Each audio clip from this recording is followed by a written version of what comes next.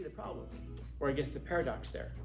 In the first situation, you have all the freedom in the world, and you see how frustrating that is. And what would be really interesting is if, like, at some point, like after you die, if you could do this thing where you could ask, like, what was like the one decision that changed my whole life trajectory? That if I just did one thing differently, my life would have turned out so completely, radically different. Remember how you went to school? Yeah. If you hadn't gone to school, you instead would have been at a coffee shop in the morning one day. You would have met like the love of your life. Oh, really? Yeah, but guess what? What? The love of your life? Yeah. It's, I don't know, Bill Gates' daughter, something like that. What? Yeah, and then he'd have absolutely loved you. And when he died, he'd have left you the whole fortune. So you'd have had the love of your life, you'd have had the whole fortune. And by the way, computer programming, you'd have been incredible at it. You'd have loved it. You've been great at it, and you'd have loved it. What? But I went to Stanford. Oh, good for you. And you got a bunch of student loans. Instead, I should have gone to the Starbucks. But then again, you can't just go to the Starbucks, because what if college was the right choice for you? That's the really frustrating part of all of it. You can't ever possibly know what the best choice was or what the right choice was. All you can know is what your choice is. What you should probably always perpetually, constantly be doing is the most important thing in the world. And what is the most important thing in the world? Well, it's what you're choosing to do right now. That's the paradox. What you're doing right now, you're not doing the most important thing in the world right now, but what you're doing right now is the most important thing in the world. Because you might prefer to be someplace else. Like you might think, I'd rather be in Paris looking at the Eiffel Tower. Okay, but here's the thing, you're not there. You've chosen to be here. Oh, but someday I will be. Yeah, but that's a hope.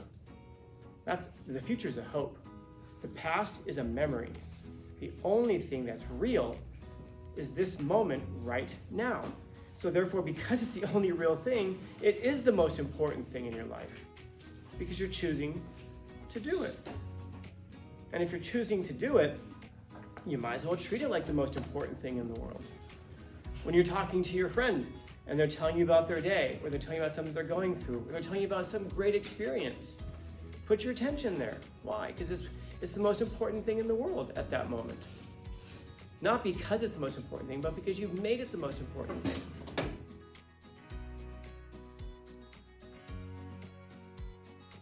Because once we're thrown into the world, anybody here choose to be born? Nobody? Yeah, me neither. I wasn't even there when it happened. But we were, so therefore we're thrown into the world. We're just like, I guess in a weird sense we are, right? We're like pushed into the world, we're expelled into the world. We go, what is it someone told me one time, that we come into this world naked and crying and we leave the exact same way, covered in your own crap. I'm like, wow, that's, anyway, happy Thursday. Questions, comments, concerns, complaints? Yeah. But if we're responsible for everything that we do, there's an excitement that goes along with freedom, where it's like, I can do anything I want to do. Yeah, anything at all you want to do. But then there's also a terror that's involved in that. It's like, so I get to do whatever I want to do? I was using this example last period. I think this is probably the easiest way for me to explain it. So if you guys were to come in here today, and I said, all right, take out 2 sheets of paper. Okay, all right. Your assignment is to write an essay. Okay, questions? All right, off you go. What's that? What's the essay? What's the essay about? You're gonna write an essay. Anything you want. Start thinking about that now. Well, like, is it supposed to be persuasive or informational? Whatever you want.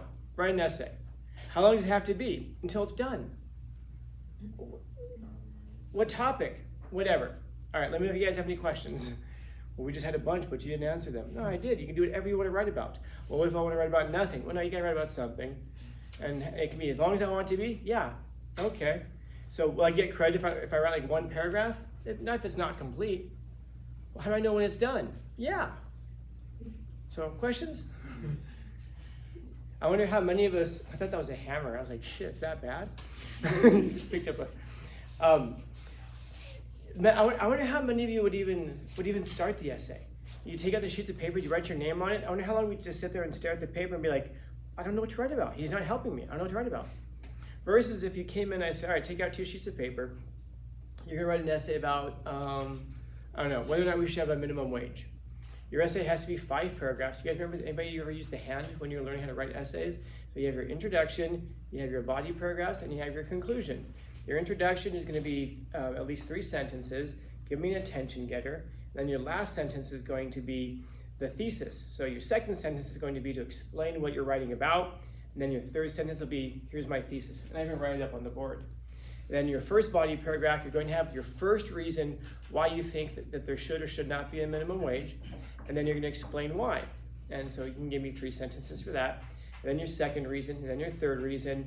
And then in your conclusion, I want a call to action. So because you have this thesis, what should we now therefore do?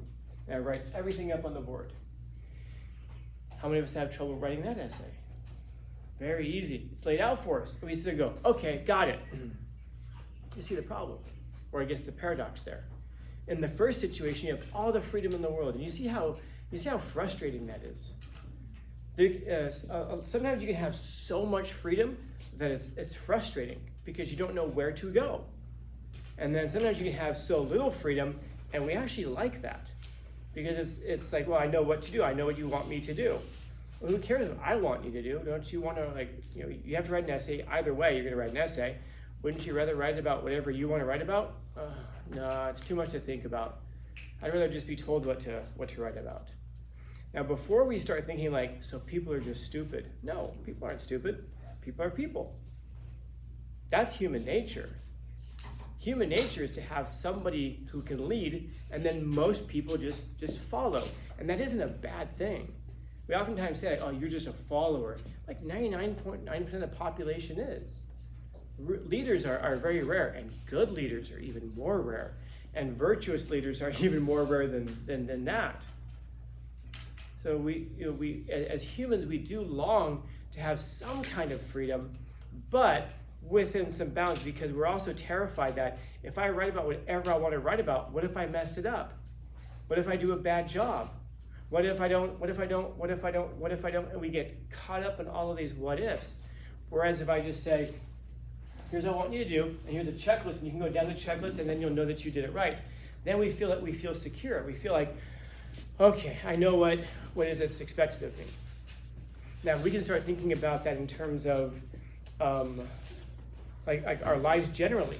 If I were to ask you, what do you want out of your life? And a lot of you wrote about this in your letters of introduction. You've talked about the kinds of futures that we want, and we oftentimes say, I just want to be stable. I want to have a good paying job, so I have a house, so I can be stable. I don't think any of you wrote to me that's saying, I want to have an absolutely chaotic, adventurous life where I never know what I'm going to eat tomorrow or where I'm going to sleep tonight. I don't think any of you wrote that to me. But a lot of you wrote to me, I want to be stable, I want to be secure, I want to be safe, I want to know what I'm doing tomorrow. And that's the two different types of lives. A life of freedom where you can do whatever you want to do, but there's so many possibilities, it's hard to choose. It's like how many of you struggle with that question about what should we eat for dinner? What do you want to eat? Yeah. Why? Because there's so many possibilities. If you don't drive, wait till you start driving. Then there's even more possibilities. And then all of a sudden the whole world opens up, and then you start to realize the problem with life is not that there's nothing to do. The problem with life is that there's so much to do. Now here's the hard part, here's the nefarious part. There is so much to do, and yet you've only got so much time to do it. When you guys were little kids, anybody in here want to be a firefighter? Or an astronaut? Or a veterinarian? Anybody here want to be a firefighter, astronaut, veterinarian? And you're talking like that, at first I'm going to be a vet. Because I like animals, so I'm going to be a veterinarian. And I think after that, I'm gonna be a firefighter. And then, I like space, so I'm also going to be an astronaut. And you have all these plans about what you want to be. And even as you get older, you still might be stuck there going I don't know, which one do I choose? Which one is the right one? And we get caught up because of the amount of freedom that we have trying to find the right one because we have so many options. It's an interesting fact about humans. I read a study, it's 6-7 years ago, it's a little while ago, but they measured Americans by how happy we report being. And interestingly enough, There's a time when Americans feel least happy. There's a time when Americans feel least happy. I'll ask, if anybody can guess when that is? The Great Depression. The Great Depression. Oh, no. No, in your personal life. Oh. Yeah, it's a terrible way to ask the question. I don't think anyone's going to guess it just because I'm not asking it very well. But after people go grocery shopping, that's when they typically feel least happy. Specifically after they shop for breakfast cereals. And you can figure out why. Well, how many breakfast cereals are there? Yeah, literally, if you eat enough of it. So you're standing in the cereal aisle, and there's not just a whole bunch of varieties, but there's also a bunch of different varieties in different sizes. Which size do I get? Which one do I get? It's so weird. Like, in other words, we go into supermarkets, and there's so much available to us, and there's so much food that we're just like, I don't know, did I get the right one? I wonder if any of you know somebody who's bought a car before, and then afterwards you find them, they're still looking at other cars, trying to figure out if they got the right car. Or if you've ever bought anything, like you buy a pair of shoes, and then you're looking back wondering, did I get the best pair of shoes though? Did I get the best deal on it? And we're always second guessing because there are so many possibilities that now it becomes almost difficult to make a decision. We call it the paralysis of analysis. We're analyzing so much that we have a paralysis. We're not able to just choose something. And when we do choose something, it's almost like we choose it out of anxiety. It's like, well, I don't know, that one, okay, that one. You just pick out whatever it is, a breakfast cereal, a car, a pair of shoes. And then afterwards, you're wondering if you got the best one, and you're anxious, wondering if you picked out the right one. Well, that's just a breakfast cereal. That's just a pair of shoes. That's just a car. Now, here's a question. Should you go to college or not? And if you shouldn't go to college, which job should you take? And which hours should you be available? If you're going to go to college, which college? What should you study? Should you take out student loans or not? And all of these these massive choices. And we wonder, which is the right one? Well, that presupposes that there is a right one. It also, by the way, presupposes that if there's a right one, that must mean that there's also a wrong one. But the truth is that there is no right answer, and there is no wrong answer, and that's what drives us crazy, because we want a right answer. We want to be able to choose. Okay, you know what? I'm not going to college. I'm gonna get a job. That's good, right? That's the good choice. In other words, we almost want to be reassured that we're making the right choice. And I could never tell you if you're making the right choice. You think about that sometimes. It's like you go to school, let's say, and you get out and you get a job, and then you have a career and all that. And what would be really interesting is if at some point, after you die, if you could do this thing where you could ask, what was the one decision that changed my whole life trajectory, that if I just did one thing differently, my life would have turned out so completely, radically different. And after you die, someone tells you, remember how you went to school? Yeah. If you hadn't gone to school, you instead would have been at a coffee shop in the morning one day. And if you had been at that coffee shop at that moment, you would have met the love of your life. Oh, really? Yeah, but guess what? What? The love of your life? Yeah. It's, I don't know, Bill Gates' daughter, something like that. What? Yeah, and then he'd have absolutely loved you. And when he died, he'd have left you the whole fortune. So you'd have had the love of your life, you'd have had the whole fortune. And by the way, computer programming, you'd have been incredible at it. You would have loved it. You've been great at it, and you'd have loved it. What? But I went to Stanford. Oh, good for you. And you got a bunch of student loans. Instead, I should have gone to the Starbucks. But then again, you can't just go to the Starbucks, because what if college was the right choice for you? What if getting a job was? You can't know. That's the really frustrating part of all of it. You can't ever possibly know what the best choice was or what the right choice was. All you can know is what your choice is.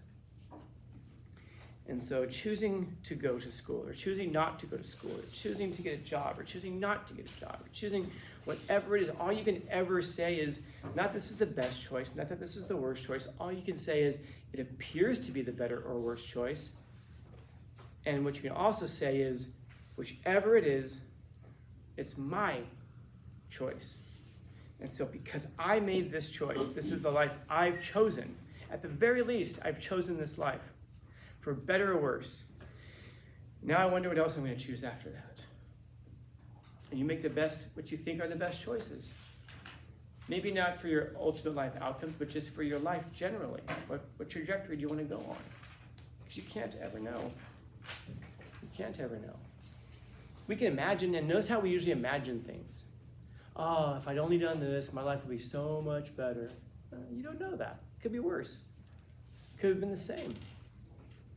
So we have to get that out of our heads.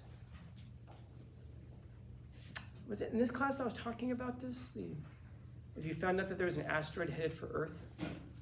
Was it this class I was asking you about that? Yeah. There's this old story about a professor sitting around with some of his students, and there was a philosophy professor. He was an existential philosophy professor, actually. You might have heard of him before. And he was sitting around playing chess with some of his students. And one of them postulates this idea. What if an asteroid was headed for Earth tomorrow and the world was going to end? What would you do? That's a hell of a question. What would you do? You've got 24 hours on this planet. What would you do? How many of you, if we all got that alert right now, what would you do? So, one of the students said, geez, I'd go down to church and pray. Another one said he'd go home to his family. Another one said that he would get drunk and go to a whorehouse. And everything in between. And they finally get around to the professor, and he's sitting there looking at the board, and they go, what about you, professor? What would you do? And he said, I'd finish this game. I'd finish this game. Have I never told you that story before? No. If you ever hear me bring up the story again, this was that professor. That was the professor who that story's about, him and his graduate students. And it's something that's always stuck with me when I read that story, that idea that I will finish this game. I will finish this game. If we got that alert right now, that we had 24 hours to live, I don't know, what would you do? I know what I would do. I 100% know what I would do. I'd finish this talk, for sure. I don't know how many of you would be here for it. I mean, how many of you would sit and go, hang on, let's see what he has to say. Tell us about meaning and purpose and future. Tell us about all that stuff when we've got 24 hours to live. I imagine most of you would choose some options, something other than, but that's kind of the point, isn't it? You don't know when you have 24 hours to live. And so what you should probably always perpetually, constantly be doing is the most important thing in the world. And what is the most important thing in the world? Well, it's what you're choosing to do right now. That's the paradox. What you're doing right now, you're not doing the most important thing in the world right now, but what you're doing right now is the most important thing in the world. Because you might prefer to be someplace else. Like you might think, I'd rather be in Paris looking at the Eiffel Tower. Okay, but here's the thing, you're not there. You've chosen to be here. Oh, but someday I will be. Yeah, but that's a hope. The future is a hope. The past is a memory. The only thing that's real is this moment right now. So therefore, because it's the only real thing, it is the most important thing in your life. Because you're choosing to do it. And if you're choosing to do it, you might as well treat it like the most important thing in the world. When you're talking to your friend and they're telling you about their day, or they're telling you about something they're going through, or they're telling you about some great experience, put your attention there. Why? Because it's the most important thing in the world at that moment. Not because it's the most important thing, but because you've made it the most important thing. So whatever you're doing is the most important thing because you're doing it. It isn't a hope. It isn't a memory. It's real. It's right now. And so if you understand that to be the case, then that is liberating in a lot of ways. Because, I mean, most of us will hate to do the things that we have to do. Some of you, if you have to be here right now, and you might be listening to me and be like, oh my gosh, he's still talking. But if you come in during second period or fourth period, you probably enjoy the talks a lot more because you don't have to be here. If you go to Hall Pass and you're just walking around campus and you just pop in here, you probably enjoy these a lot more because you don't have to be here. You're making a choice. We like the choices that we make. We like that exercising of freedom. It's that like we have to do stuff that we hate it. But not too free though. Not too free. Because true freedom would be just leave campus. So within these constraints that you've been given, you get to choose. You can't choose to live forever, but you can choose what you do in those constraints of ages 0 to ? Wherever that's going to be. So there's your freedom. There's your existence. Questions, comments, concerns, complaints, criticisms, critiques? Neat. Happy Thursday. Happy Thursday.